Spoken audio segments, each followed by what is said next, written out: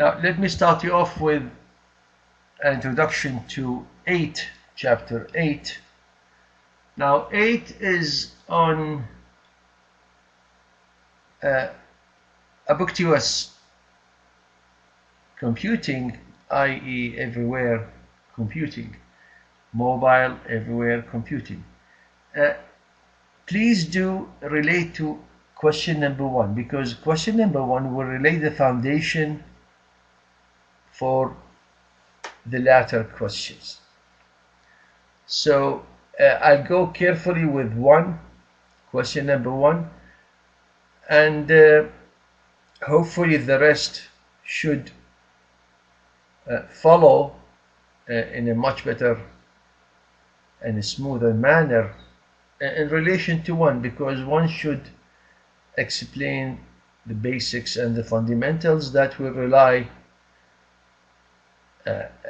rely upon to understand or get a better understanding for the latter questions. Okay, so number 1, a definition of volatile system and types in relation to changes that may occur, indeed may occur, in those ubiquitous systems or systems. Okay, so a volatile system, volatility in relation with changes, so is one in which certain types of changes, now those changes we will go through shortly, those changes will be the rule rather than the exception, i.e. you're going to move from one environment to another completely different environment. Now those changes in environment 1 in relation to environment 2 comes into the second part, which changes that may occur. Now these are 5 points. Please do not be confined with these 5. There are others, but then again other changes actually are a derivative or a combination, are derivatives or combination of those 5 that you see on your screen. Okay, so the first one, now in such a system or in such a ubiquitous system, the set of devices, be it a number of mobile iPhones or smartphones or smart devices, and related software components, now those can change regularly, as well as the set of users, which is true. I mean, just think of those devices being scattered around different areas. When I say different areas, as in different environments, and those devices may be used by different users.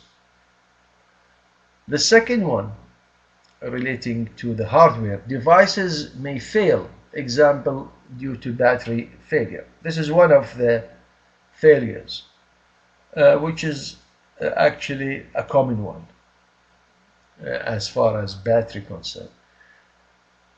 The third one, well, turning back to the user, so users may bring devices in, i.e. their own devices, and take them out again, just like joining in and joining out in a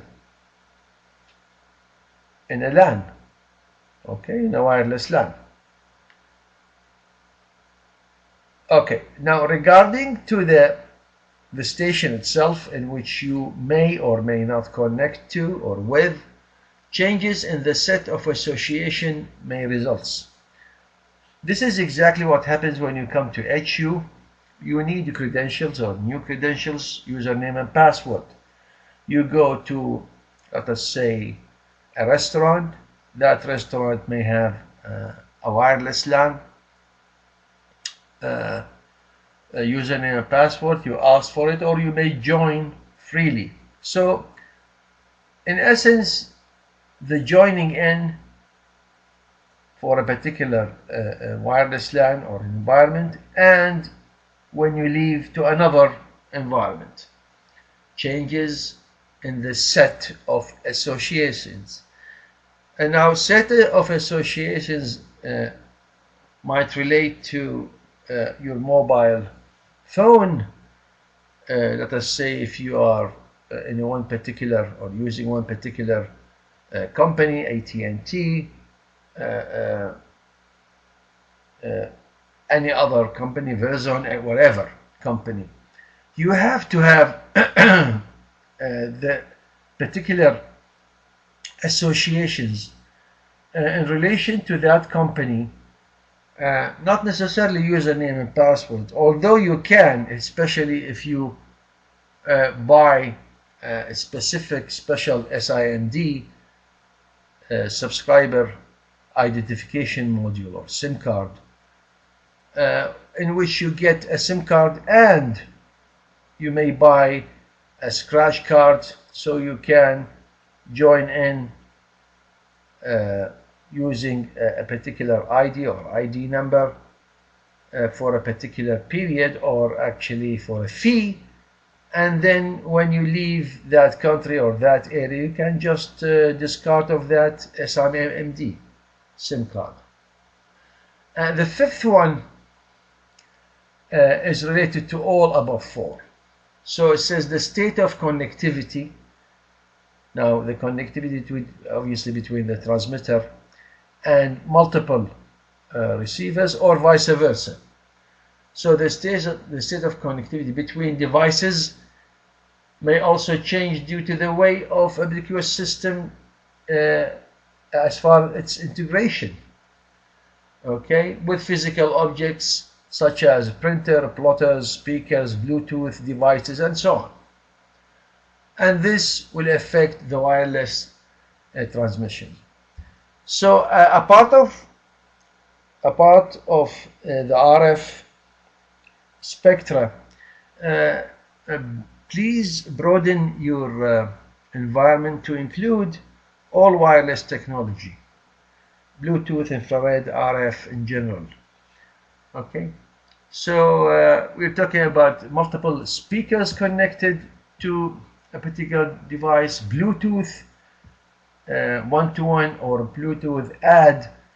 Now Bluetooth add, this is a multi-party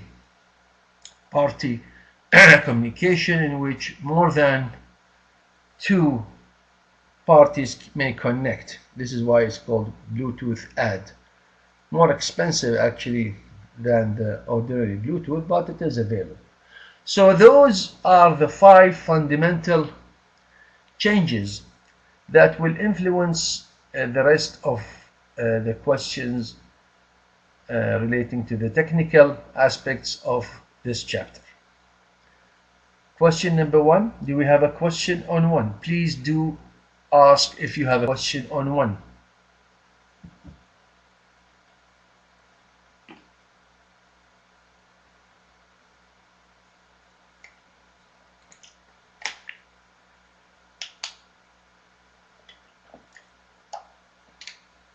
Okay, excuse me. We'll go to services. Now this is in relation to multicasting, broadcasting, as will be seen in the question. So it says discuss whether it is possible to improve upon the pull model. Now the pull model, this is in relation to a client. So this is the scenario. A client is acquiring a service, obviously from a server. So this client, he or she or he is looking for that service. Now this client will look first locally for the availability of this service locally, as in his own or her own environment. If not, he will have, or she will have, or the client will have to look elsewhere. This is why we need multicasting in general. Broadcasting is a more global term. So it says, discuss whether it is possible to improve upon the pull model, i.e. in relation to a service, by multicasting or broadcasting. And obviously in relation to caching, replies to such queries by the client or clients. Right. So as far as the discovery itself, service discovery, this is just an automatic detection of services, whether they are available, as I said, locally, or if not local, just go and get it from a particular server. This is why you need service discovery. So such an action of finding a service provider for a requested service. This is why you have to have service discovery. Although as I said, it will include actual lookup for that service locally. Now, in relation to the pull model and the push model, this is to have, or actually having, services, whether multicast or broadcast, and the actual existence or the usage of such service, be it multicast or broadcast. Now the difference between the two, you see that I put a slash. Make no mistake that in reality, what the majority of services uses multicast, not a broadcast, because a broadcast will be using a very high bandwidth, or it might indeed overload the system. But then again, if the need arises for broadcasting, it will be used. In general, multicasting is the way to do it. So all potential client devices can then hear and cache the service advertisements. Now those advertisements are made by the server themselves. So the servers do send ads in relation of what they can provide of services, and clients will cache wherever is needed at that session. Okay, in relation to the client, okay, slash component. So when a component on the device requires a service, it will consult. Remember when I said local and global? Here it is. When a component on the device requires a service, it first consults the local cache, i.e. locally. If there is no match, it will have to go to a higher service, i.e. the server itself. Then the device still multicasts its query, i.e. multicast. You see, multicasting. So it will use multicasting to query whatever service is required by that client slash component. Now, in order to conclude this communication query, the inclusion of information in relation to any matching of services in the cache, other clients may now learn about these services. Okay, so if a client is to make note of a particular service which is indeed not available in its local environment, when it asks for such a service, then it will get a reply. But don't forget that this reply coming from the service, it is sent as an ad. So other clients will know that such service is available. Now some clients or some other clients might need, or at least make a note of such service, so that whenever that component or that client slash component need such a service, it will know that such service is available, and more importantly, it will know exactly where to get it from. Because don't forget, whatever ad is sent by a service, or whatever ad slash service is sent by a server, that server will send its location as in its own URL. So the others will know exactly where to go and get that service slash server. Okay, so this is in essence what multicasting and between brackets broadcasting is used in what is termed as service discovery. Question number 2. Do we have a question on 2 people? Do we have a question on 2 people?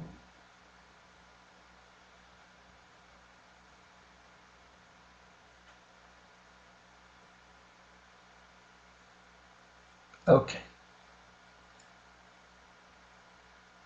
Again, in relation to question number 1, leases or leasing, i.e. whatever you pay to get a channel or a specific channel, be it a virtual channel or physical channel, this is what you lease as a service. So explain the use of leases in a discovery service to handle the problem with service volatility.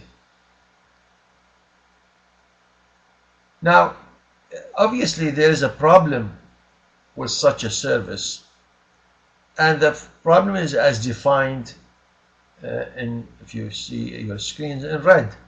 So the problem is related to services that may fail or become disconnected at any time.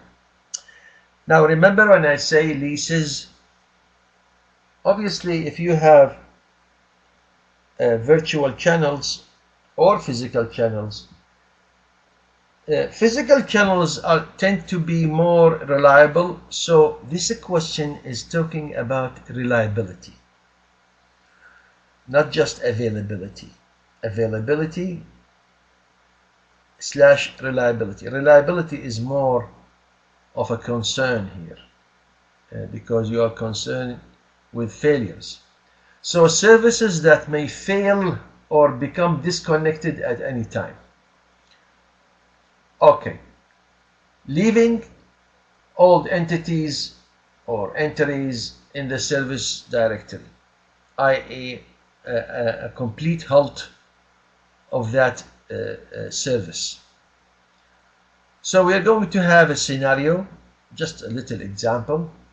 We're going to assume that a lease expiry time of T seconds, which is the case. This is what leases are all about in terms of, or in relation to a number of sessions. Each session has got its own time lapse. So a lease expiry time of T seconds. Now during that T time, the list of services in a directory is fresh to within T seconds. Remember, we are talking about per session. So you have one session, and that session is for T seconds. Okay? Again, this service is fresh to within T seconds in relation to any server that is still alive. Okay? Which will renew its lease before its expiry time, i.e. there will be an overlap between the first t seconds and the next t second. Those sessions do overlap, okay, just for the sake of to give the overall remember, reliability, availability, performance issues, or quality of service, some sort of guarantees. And this is actually related to guarantees. If you go to any lease, actually, if you read any lease, or if you ever come across reading any lease of that kind, you will see guarantees. Now those guarantees do specify the overlap, and even they go sometimes deeper and specify how they deal with the overlaps and how long are these overlap, just to make sure that the buyers for such lease are inclined, or much more inclined, to go for such a lease. Okay, so if a server lease, for instance, crashes or becomes disconnected from a lookup service, i.e. which refreshes that t seconds, the latter will delete its entry as soon as the lease expires, i.e. it is no longer available, which is the case. Okay, in that case, an unavailable server is registered only for a maximum of t seconds. This is just a precaution, believe me, this is just a precaution, after it becomes unavailable. So it prepares itself for t seconds just in case it might not be available for the next t seconds. That's why it is called sessioning or sessionings. You have multiple sessions. So the situation is dealt with by session, not by sessions. Okay, so in that case, a client that is nevertheless there or available obtains an old server entry will discover this when it tries to connect, i.e. if that session expires, the other side will notice that there is no acknowledgement for a next session.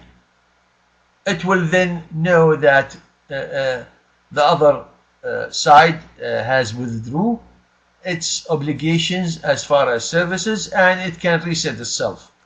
So what this question is telling us, it is telling us that we're going to deal with multiple sessions. Each session is t seconds. The two sides agree upon the duration of each session and make sure that the availability is governed by the t session, i.e. when the t session for the next coming sessions are not available, the other side, or at least the client side, will know that the server is no longer available. And this is how the clients are notified if failures, or indeed a disconnection or a discarding is encountered. This is how clients are notified of a failure, by timing the sessions. When the client senses there is no overlap, or no overlap is being maintained for the next session, it will know that the other side, the server, is being disconnected, or some sort of a discard to that server has happened. Question number 3. This is in terms of availability. Do we have a question on 3?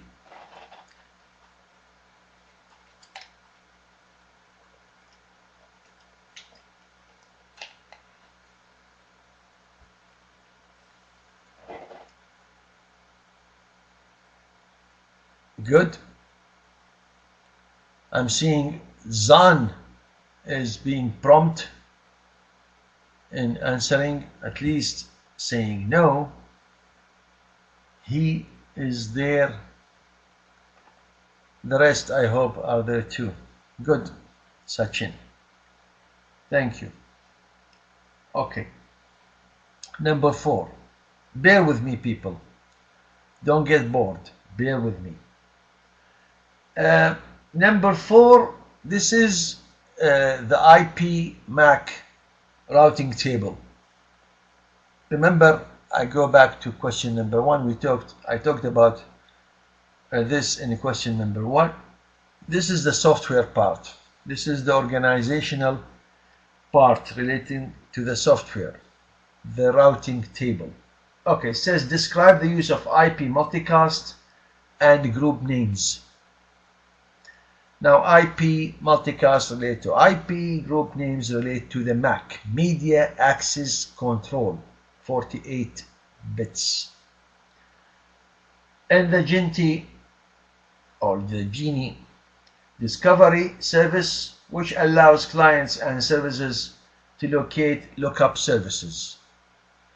So think about routing tables, okay? This is the easiest way to understand this. What is the Genie discovery? Now, Genie discovery, this relates to this routing table. This is just a matchmaker. The Genie discovery is a matchmaker, okay? So since the Genie discovery service, which allows clients and service to locate lookup service, okay, the matching process. Then each lookup table, think about routing tables, has a set of groups associated within it. Obviously, number of clients in relation to the MAC addresses. So a client or a server needing to locate a lookup server specifies the names and the set of groups. Now, a while back, I think, I don't know, probably 6 weeks ago, I told you about user A and user B, and C being in the middle, where C is a transit router. This scenario applies here. A is connecting to B through C. C is a transit router. Think about the 7 layers in A, 7 layers in B, and actually only 3 layers out of 7 will be used in C, i.e. the physical, data link, and network layer. Only in the C transit, because you only need to go up to the network layer. This is just to check the IP, obviously, because the network layer deals with routing information, while the data link layer deals with the MAC addresses, physical addresses. The first layer deals with the physical data, bit streaming. Okay, so each lookup table service has a set of groups associated with it, routing table. A client or server needing to locate lookup service specifies the names in relation to the MAC addresses, obviously, which is to connect to, remember, A and B.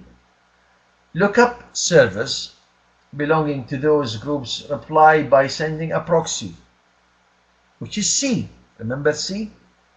Lookup service also advertise the groups they are associated with.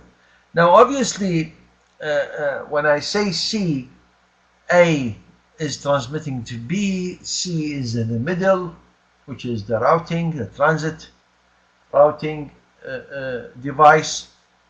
Obviously, whatever MAC address is available in C in relation to A, you have to have a related MAC address relating C to B. This is how you go from A to B through C.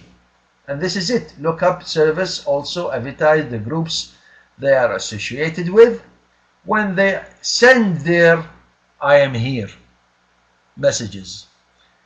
Okay, so this is why, or this is actually how B tells A through C that B is here. Okay, Question number 4. Do we have a question on 4, people? Please, if you have a question, please ask any question that you may have.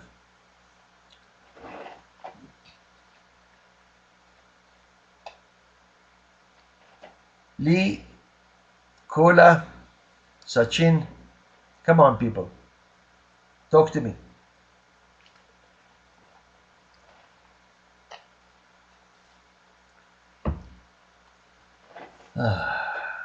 Tushar is not there. Pital is not there. Pity. Okay. 8.5 or question number 5. This is typically related to software administrative issues. Again, software administrative issues. It says, what is data-oriented programming and how does it differ from object-oriented programming? Data-oriented, object-oriented. Think of parameters, variables, parameters and variables. So in data-oriented programming,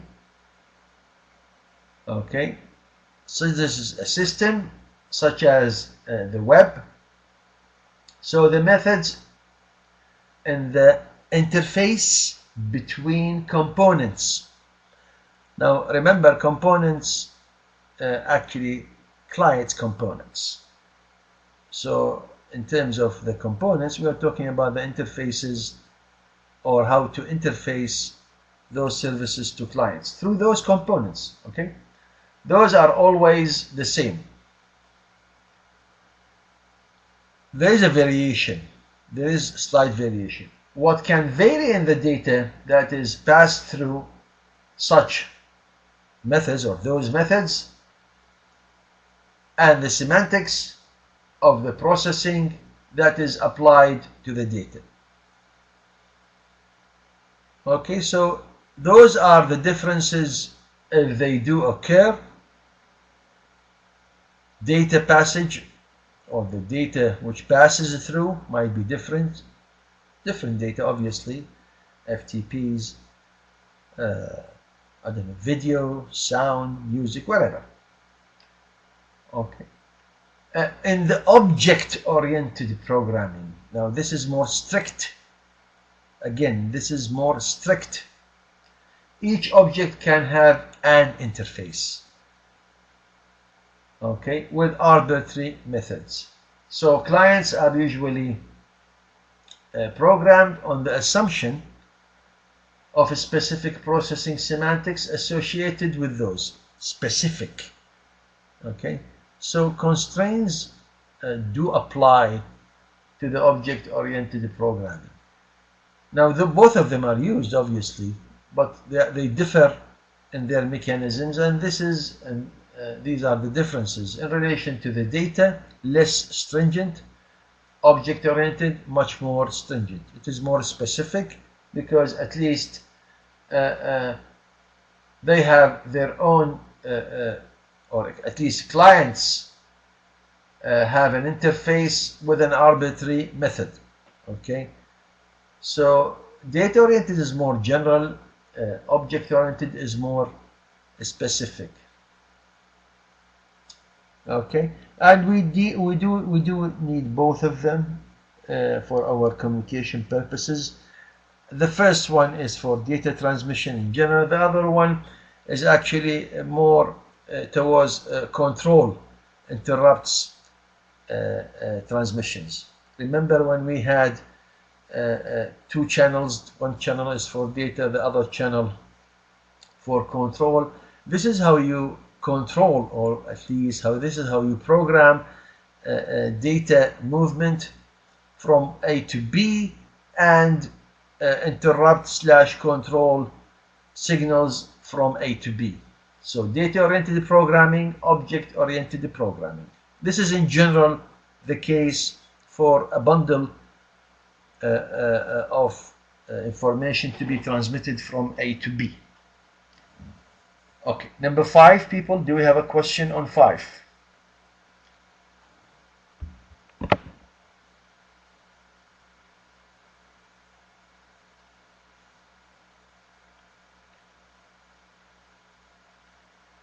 Okay.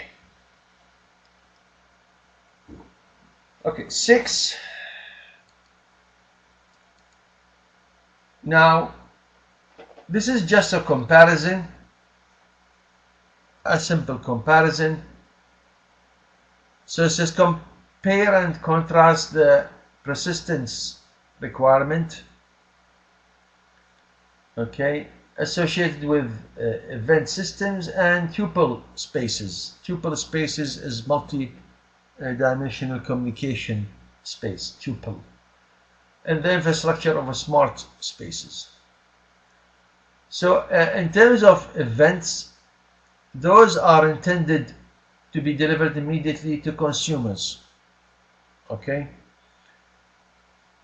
this is actually a one-to-one relationship, and by default they do not persist. It's one-to-one relationship, and it is a one-time relationship. So a smart space implementation in relation to this could, however, choose to record all the events, i.e. those different events that occur for debugging or replaying. Now, the reason you do this, you might find which service is taking longer than the other, and then you go and find out why this service is taking such a long time. This is why you need debugging. This is what administrators, or at least programmers, try out at the beginning of the installation of the whole, or at least part of the system. Okay, so in relation to those applications, a separate event store would be required. Obviously, you have to buffer these, which subscribers actually do attend to, and consumes all events. So just a log, this is just a log, and then you debug that log.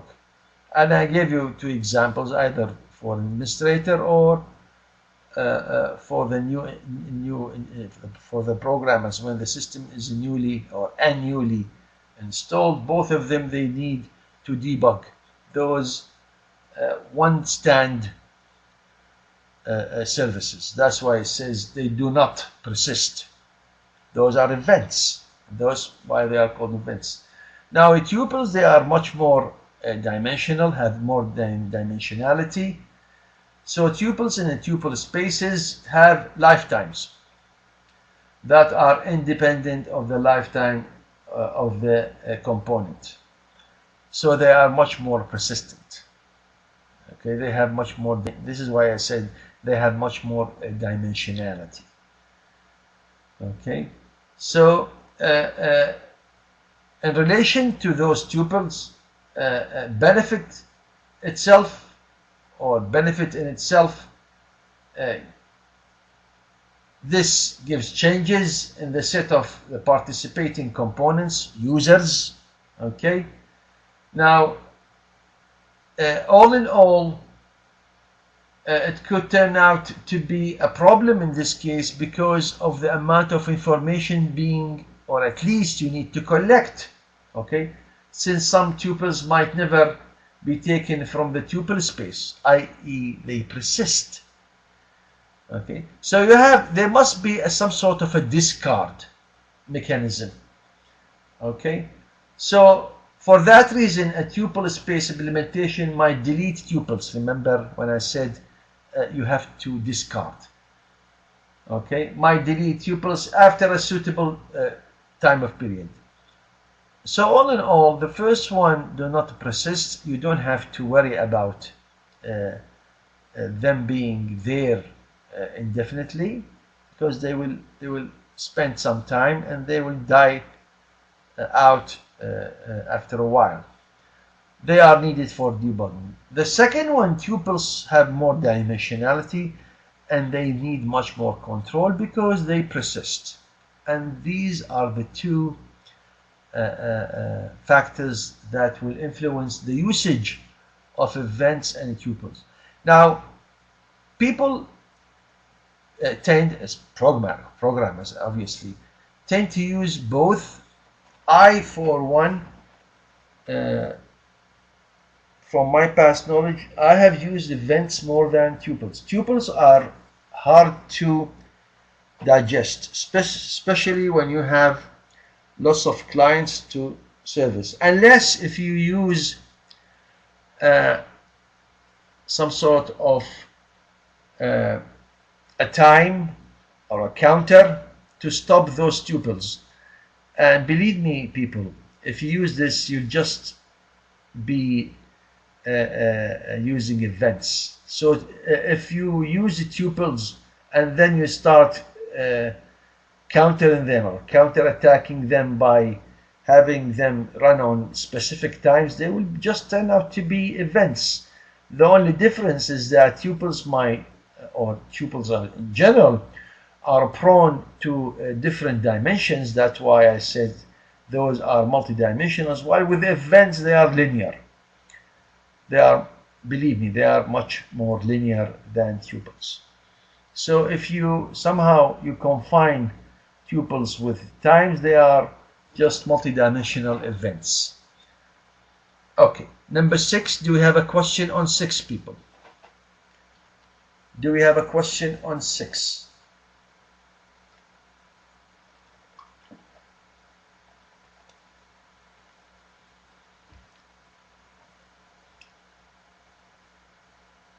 Okay.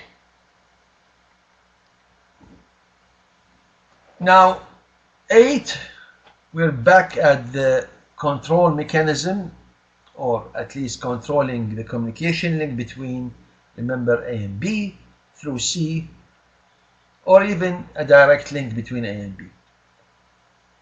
So I said describe 3 ways of sensing the presence of user beside the display, and thus motivate some features required in an architecture for context-aware systems. So again, you have A and B. A is sending information to B. B is to be notified about what A has sent. So this is what we are talking about, context-aware systems. Be it a buzz, be it a beep, be it a flashing light, being any kind of other sensing or at least alarming device. So context-aware computing refers to general class of mobile systems. Now obviously the majority of current mobile systems do have some sort of context-aware computing. This can sense their physical environment, i.e. the presence or not of a particular client or user, and adapt their behavior accordingly. Okay, so a context-aware system are a component, interface / client, okay, of ubiquitous computing or persistent computing environment, because it keeps alerting the other side, i.e. A is sending information to B, notifying B about something. B as a device is persistently or in a persistent manner telling the component, or at least the client, something is being sent by A. An example for such: active badge sensor, face recognition by camera, or voice detection. So just an alarm process to alarm about a face not being correct, or a badge is not being correct, or a voice is not being the correct voice. Now, in terms of architecture, so architecture for context-aware computing should be, or should have at least, now, in such a sense, it should be able to accommodate such heterogeneous sensors. Now, heterogeneous rather than homogeneous, obviously, because of the different different devices. So you need heterogeneous sensors to be accommodated. The next one is related to one, obviously, extract values such as user present. Now, depending on what sort of sensor we are talking about, user X is present from the data being provided by that sensor. Okay. C is obvious one, or should be obvious. Deal with the uncertainties and error in the technologies. Now, these errors are prone to different effect. To start you with, noise is one of them. Although some people might say noise is broad. Noise could be within, internal or external, be it your TV in your bedroom. It might be loud. You cannot see what is happening because of the loud noise. You are distracted by the sound from your TV. You are looking for your remote control, so you are distracted. You cannot see what's happening because you are distracted by the loud voice or noise or sound from your TV, looking for your remote, or there is no light in your room. Somehow the room went dark. Something went wrong with your remote sensing device that controls the light in your bedroom. And there are so many other aspects. So this is D is interesting. Detect changes, example from the absence to presence. This is interesting because note people, A, B, C, D, they come in order. D actually should come with C, not after C, but I had to make distinction for the word changes, because changes does not mean literally just absence and presence. It may mean so many things. I mean, power consumption, heat dissipation, thermal heat, thermal noise, distortion, and even sometimes attenuation. You change roads from a D road or from a little road to a highway. You go to a highway, you go through a tunnel. I'm not just talking about an environment that is dedicated by the devices themselves or natural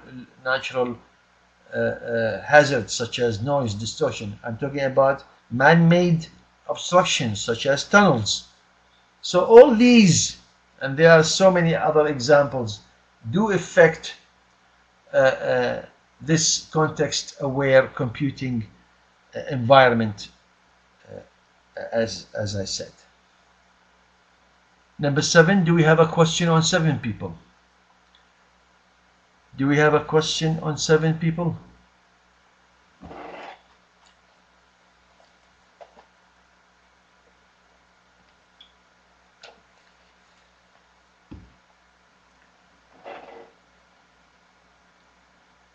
Okay. Number 8. Now this is to do with the actual data exchanges inside your network. So it says explain in network processing for wireless sensor network, WSN. Let me give you a brief description for WSN or wireless sensor. Those are scattered, or those will be scattered components, little processors, actually They are processing units. They are PUs rather than CPUs.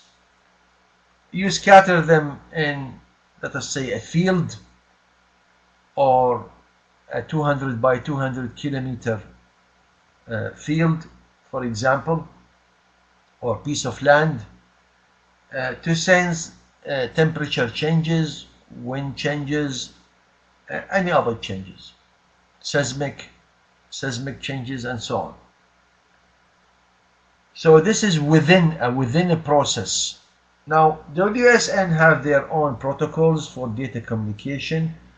They follow very high performance parameters, or they should at least, because just imagine you scatter so many devices.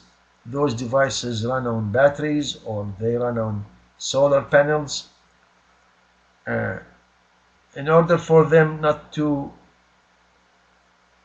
consume so much energy, you try to somehow make them high performance by not using so much of that energy, be it battery or even solar, because with solar panels you do have some sort of a storage devices, and usually you have to have a battery that will store the energy when there is no sun, which is during the night. Okay, so it says explain in network processing for WSN networks. Now, relating to those networks, and network processing refers to processing performed at the node. Remember when I said within of the network, as opposed to processing performed outside the network on data gathered from the network itself. So the node of the sensor network combines sensing, this is number one, processing, number two, and communication to the other sensors, or indeed to the master sensor, which itself relay its information to let us say the satellite, for example, to gather all the information from adjacent nodes and then send it via a link to a particular satellite. Or it might be airborne. You might have airborne devices. So by processing data sensed from the node or routed through it, remember, either it is going to be the sensing node itself, or it might be a neighboring node that will relay, just a transit node. We can prevent unnecessary communication, which is significant to drain power. Remember when I talked about the batteries? For example, duplicated data can be suppressed, and hence sensed value of no interest do not need to be forwarded. This is done by buffering, caching, and comparison. Again, this is done by buffering, comparing, and caching. Those are the main things that is dealt with WSN. WSN are very interesting networks. They are heavily used now, or actually they have been heavily used since the last 10 years. The last 5 years they are relying on very efficient WSNs for so many things for remote sensing. Okay, number 8. Do we have a question on 8, people? WSN. Do we have a question on 8? WSN, wireless sensor networks.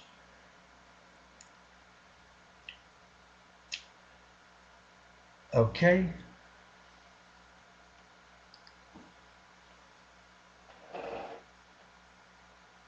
Security, number 9. This is a question on securing the system, or at least trying to secure the system.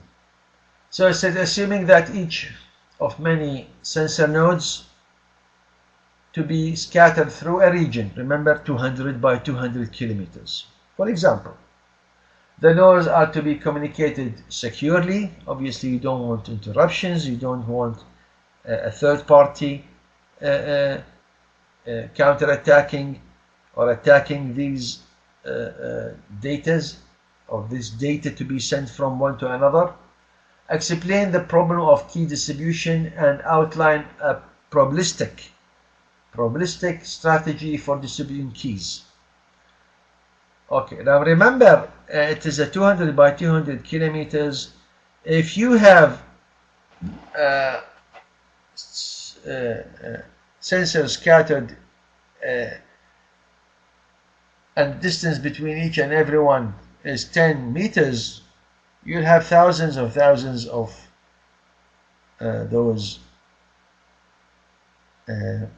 WSNs, those sensors. So just imagine the mesh, just imagine it as a mesh of sensors. Okay, so the nodes may have sufficient computational power, each obviously, per sensor, to perform only secret key encryption. Remember when I said don't consider them as CPUs, consider them as PUs. PUs are much smaller than CPUs.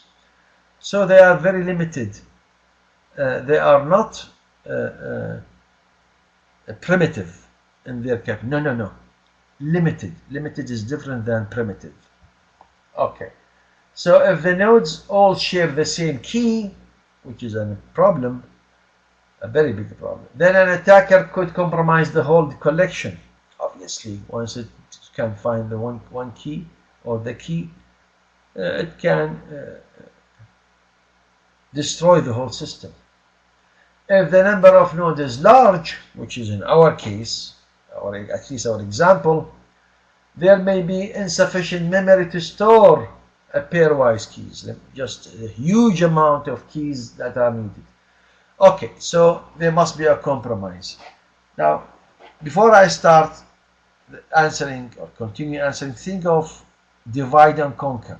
Think of divide and conquer. Okay, so a compromise solution or position is for nodes to share keys only with their nearest neighbors.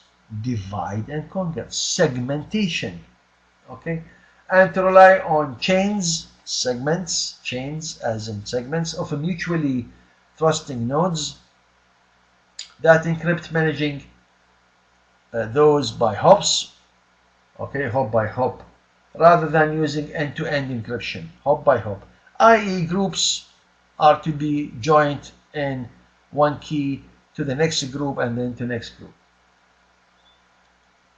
Now, if you do this, you'll encounter a problem. It says, but which keys should each node possess? If it is not known in advance, which will be the node neighbor, i.e. you must have, the transitioning between one group to another will be the problem. This is what this is talking about. The transition between one group to another. Within the group, this is fine, but the transition between one group to another will be a problem. So one approach is to distribute keys probabilistically or with a probability.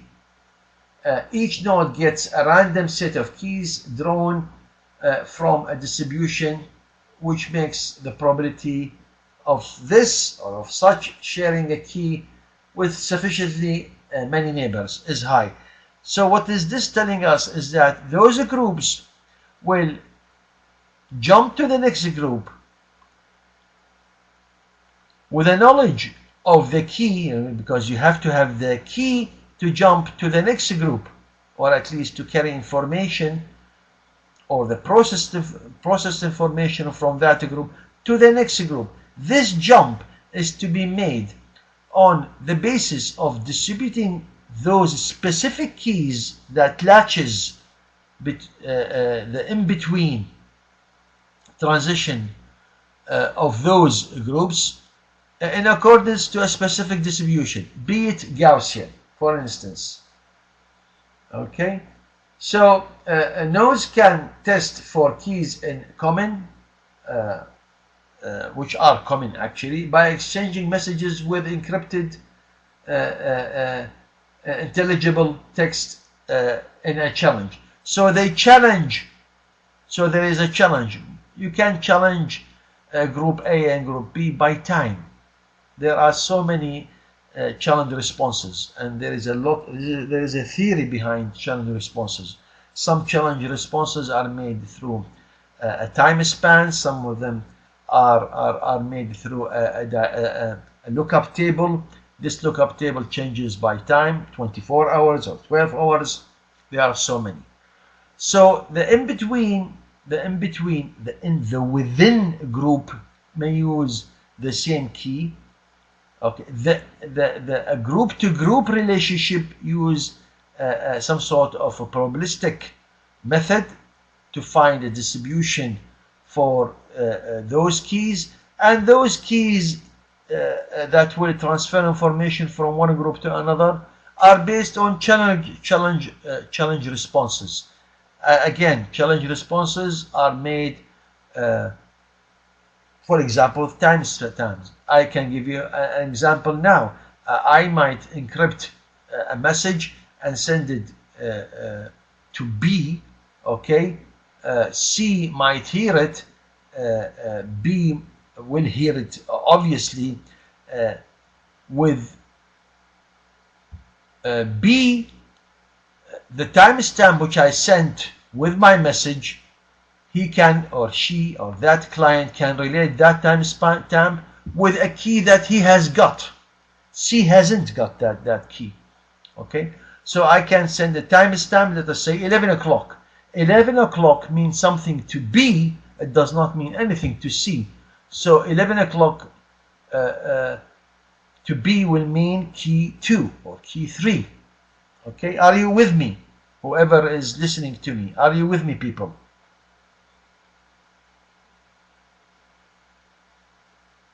Good. Okay, and this is how it's done. Remember when I said divide and conquer, segmentation, groups, clustering, classification, and then you classify a number of nodes, and then you cluster them in accordance to a specific or very specific environment, and then you choose internal keys and external keys. And that's it. This is question number 9. So do we have a question on 9, people? Do we have a question on 9?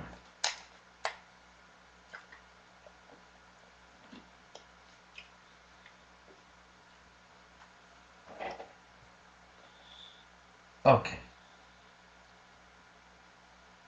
I'm sorry I have passed the 1 hour time, but then again, that's it. Okay, 11. We're back at, or to the hardware. It says in technologies that provide receive constrained channels, whether virtual or physical, does not matter, for use in a secure spontaneous device association.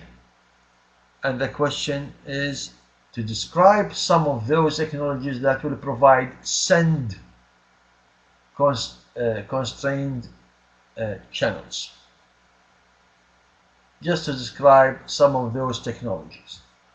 Okay.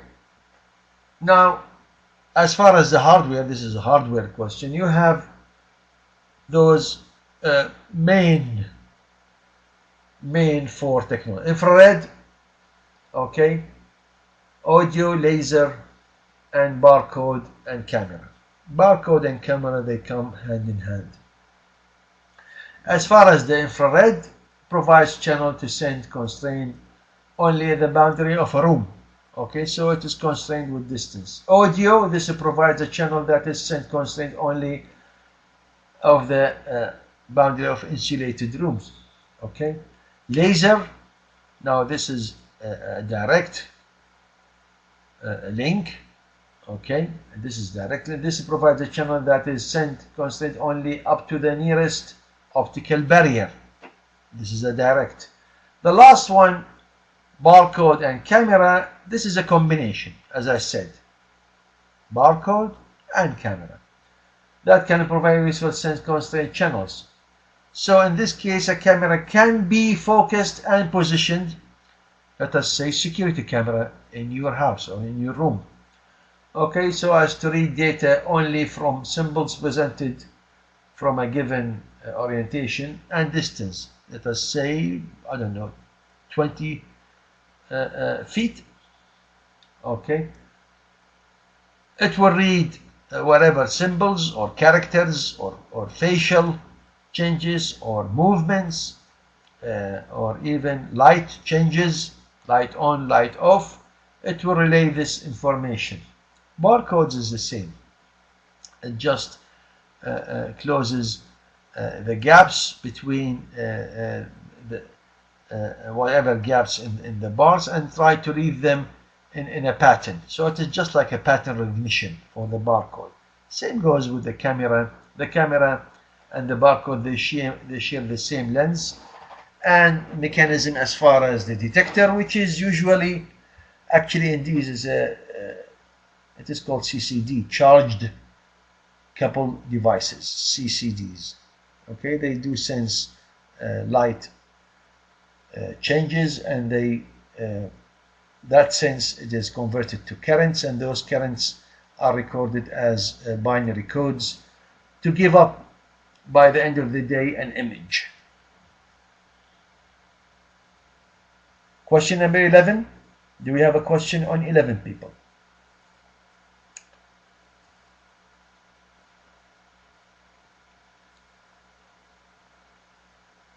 Okay.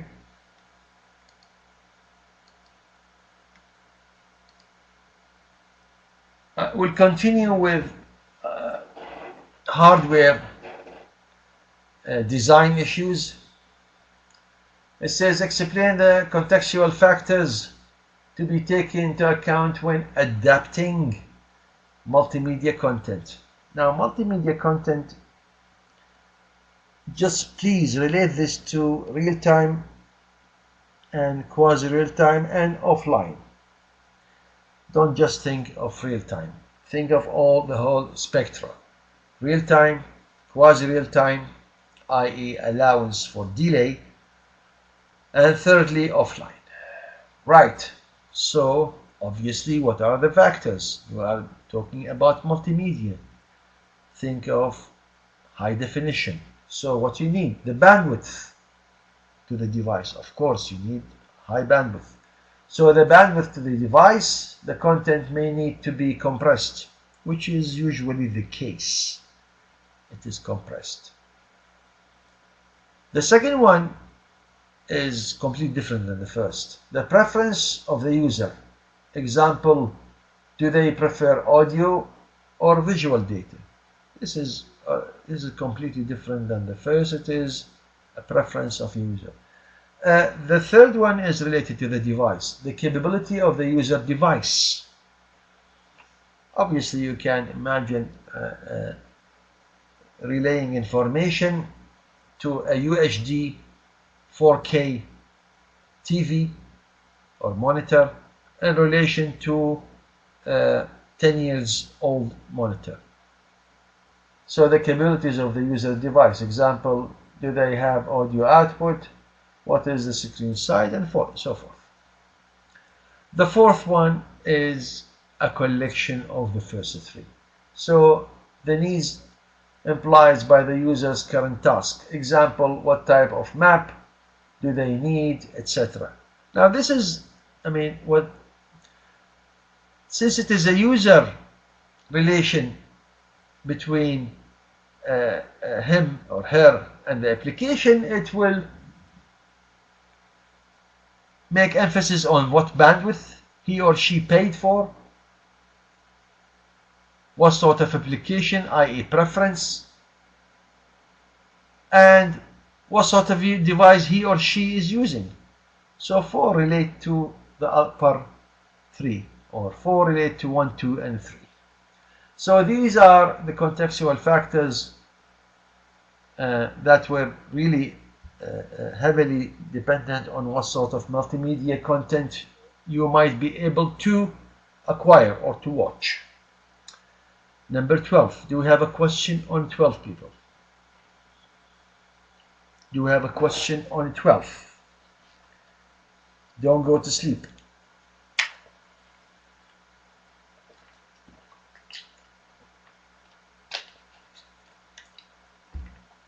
Okay. Now this is the last question. Okay, so I just bear with me. This is the last question. It says discuss the applicability to mobile and ubiquitous systems of techniques drawn from the area of first peer-to-peer, A to B, or coordination and agreement protocols. Multicast. Think of multicast, for example. Okay, so in essence, this is telling what are the differences between peer-to-peer and coordination and agreement protocols. This is what this question is telling you about. So regarding A, or peer-to-peer, or one peer-to-peer, now peer-to-peer systems are volatile, but, and this is a big but, they are not necessarily physically integrated. Okay, now examples, or one example, devices involved might be conventional PCs or laptops, and typically there is no need to apply a boundary principle. So with P2P, or since peer-to-peer algorithms have mechanisms, so some peer-to-peer algorithms assume there is a connection or there is a connected infrastructure. This is why it says peer-to-peer. The same peer, the same level. This is why it is called peer-to-peer. Now connections could be wire or wireless, irrespective. I'm talking about the peer, the level, devices. Let us say PC to PC, i.e. layer 3 with layer 3 to start with. Layer 3, IP to IP, peer-to-peer. Okay, in contrast, coordination and agreement protocols, this is a completely different game. So are in general designed on the assumption that failure is the exception. Example, election algorithms. This is a good example as far as a failure being the exception. Whereas in volatile system, i.e. peer-to-peer, it is the rule. Failure is the rule. So one is designed, or it is oriented towards failure being the exception, which is number 2 or B, while in the volatile system, failure is the rule. Many of these techniques are too expensive in communication, obviously. Obviously,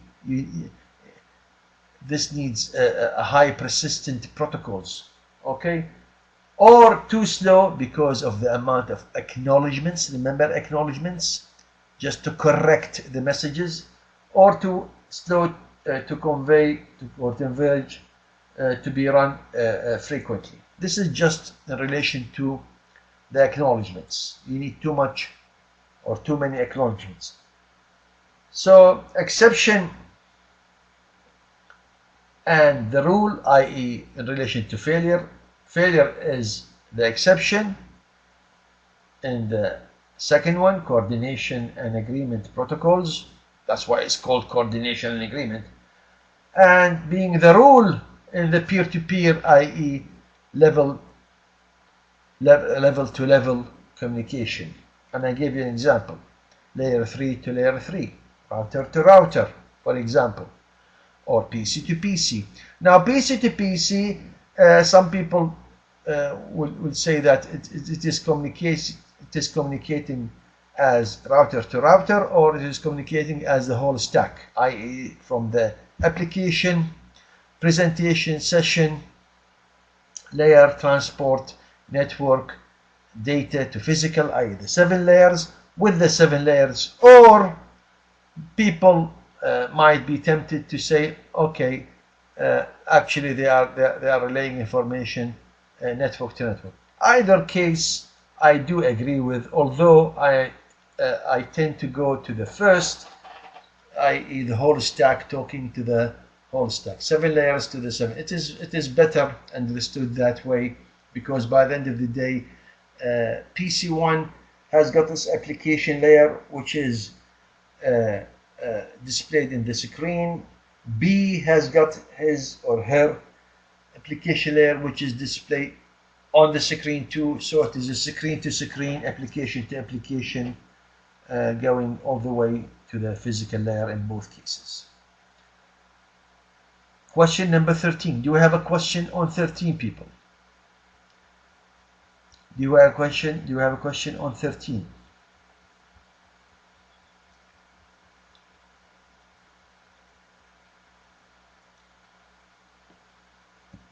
Okay. Now, if you have a question, please stay on. If you don't have a question, I do thank you for attending. I'm not leaving until the last person leaves. Please, if you have a question, stay on. If you don't have a question, I thank you for attending. I will see you hopefully next week. Thank you. If you have a question, I'm not leaving until the last person leaves. Okay, good night, thank you. Pital still here. C8 Cola. Now I haven't heard much of you, all you three, Pital, C8 and Cola. I think you are not there. Okay, if you are there, just say so. If you are not, obviously you can't say so.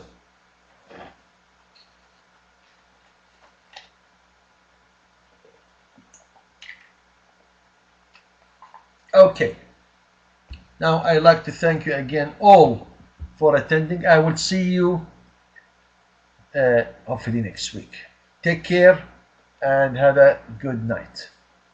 Bye-bye.